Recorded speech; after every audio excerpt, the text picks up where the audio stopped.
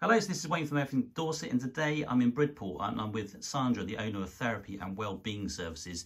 And I believe, Sandra, you are a new business here, aren't you? I am, yes. I moved 2.5 years ago, something like that, from Devon, where I held my practice in Devon. So yeah, it's great. I love it. I love Bridport, love Dorset. Indeed. Excellent. So you came from Devon originally, so you had a lot of success down there. You did your NHS training there, didn't you? Yeah, well, I worked as a psychological therapist in the NHS for many, many years and in GP practices. And then due to all sorts of different reasons, I decided to go privately. So I worked privately and in the NHS for quite a long time, and then went solely working privately, running groups and seeing individuals. So it's evolved from there. But yes, I've been doing it for many years now. Really enjoy it. Fantastic. So just for people watching it sort of don't know the difference between sort of two different things. What's the difference between what you offer and, say, a counselling service? People often ask me that. It's quite a complex answer, which we won't have maybe too much time to talk about today. But basically, my training took me over 4 years. It was a very intense training. And since then, I've also done lots of other trainings as well in psychotherapy. There are lots of overlaps with counselling and psychotherapy. I think I would call myself an eclectic person, which means that I bring in lots of different sorts of training that I work with. I like to meet the person first of all and see what model, what way of working will fit best with them.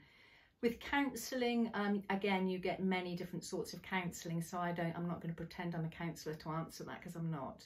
But with psychotherapy, I look at, I always look at what the person brings into the room, but I also have training in linking it to where it may have come from, where our belief system gets created. We all have different upbringings, we all have different needs when we're children. Some of them get met, some of them don't get met. And so I try and link in with current and past when I can. So I think that's probably the nearest I can get to answering that question in the time we've got. Thank you.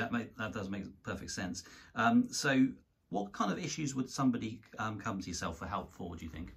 Okay. Well, people who come to see me are people like you and me. I think that psychotherapy has got a much better press these days than it has done in the past, where people would talk about being mad or damaged, and of course we've moved on, thank goodness, way past that.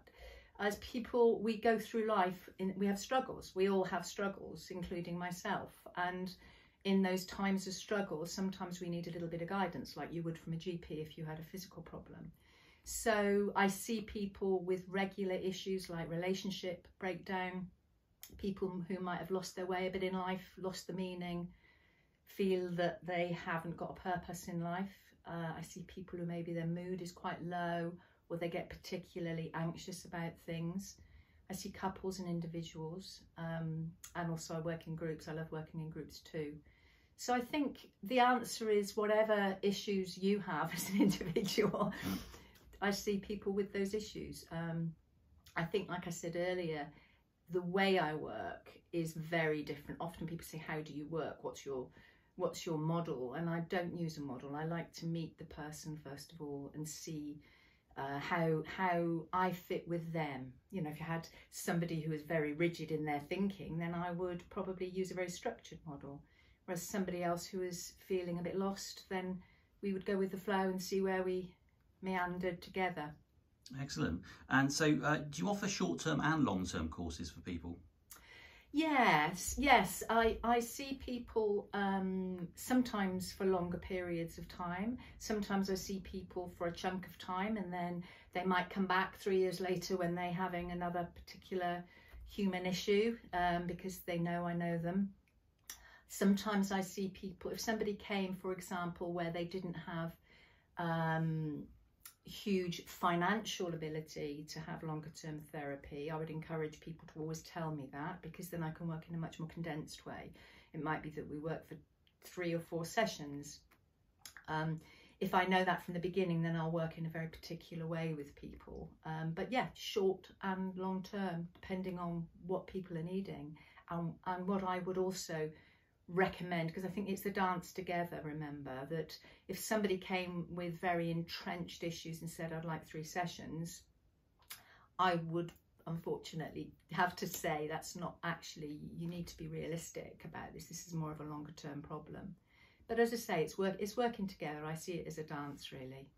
Excellent. So if somebody wanted to obviously have some sessions with you, I guess you'd have some sort of initial consultation. Would that be a phone conversation or a Zoom call, or yeah, how would it work? A lot of people come through either a professional that's worked with me, because I've done quite a lot of work professionally with GPs and people, so they may have heard my name through that. So they might phone me.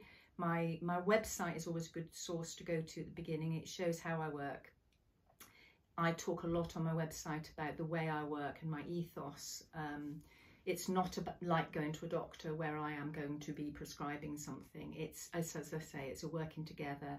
It's me trying to help you find your inner resources to help yourself within the situation you're in.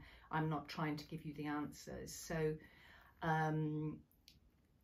yeah, I think that's probably the way that I'd like to answer that question. Yeah, great stuff.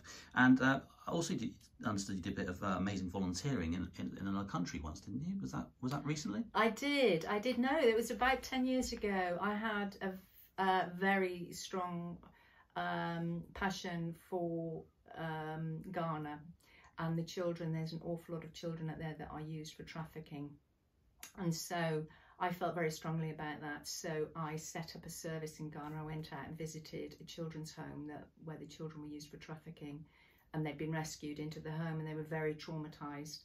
And I believe that the staff hadn't had the luxury we've got, psychotherapists in England, where we've got the training to know how the brain changes when somebody's traumatized, whether that's one of my individual clients from their history or whether it's a child being trafficked in Ghana. It's the same process, that the brain goes into a way of being to survive. And so I wanted to teach the staff in this organisation. So I set up a service where I think there were 16 different countries involved, volunteers, professionals, social workers, doctors, psychologists that wanted to also come. So they would come with a specific remit to this home, and I created a program so they would come in. So there was some consistency, and it was amazing. Yeah, it was lovely. And I only had a few visits to Ghana, but I supervised the staff for many years. So they would, I think it was once every 3 weeks, we would have sessions where I would continue the teaching over Zoom. Great stuff. So yeah, we really commend you for all your hard work helping people in a voluntary basis, and obviously the professional capacity. So we wish you all the luck with your business in the future. Thank you very much.